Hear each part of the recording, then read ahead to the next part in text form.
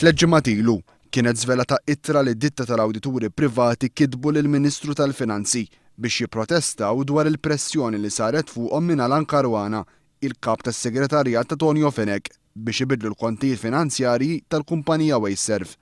Tonio Fenech kien qal li fuq dan il-każ kienet isir ħafna għaġeb għal xejn, imma llum kienu żvelati dokumenti ġodda li juru n-numru ta' regolaritajiet oħra li fihom kienet involuta l-Wayserve.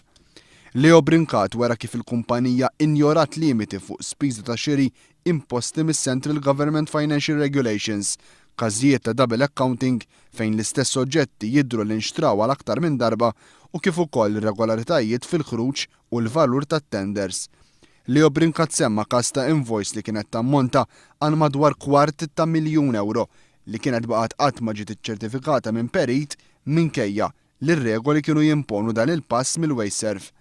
Il-kelliem ewlieni laburista semma wkoll kif kważi qatt ma ġie rispettat iż-żmien mandatorju bejn il-ħruġ u l-għeluq tat-tenders u kif ukoll l-awdituri sostnew li sabu differenzi sostanzjali bejn dak li attwalment kien hemm fl-istors tal-Wayserve u dak li kienu jgħidu l-kodba. Għal dan in-nuqqas serju ta' kontabilità għandha tinġar ir-responsabbiltà mill-Ministru tal-Finanzi. L-inkwetani huwa li l-Ministru Fenech għandu responsabilità politika biex iħares il-finanzi pubbliċi, ma jidher li iktar interessat iħares u jissalvagwardja il-pożizzjoni tad-divieħ il-leminija tiegħu is-Sur Alan Caruana.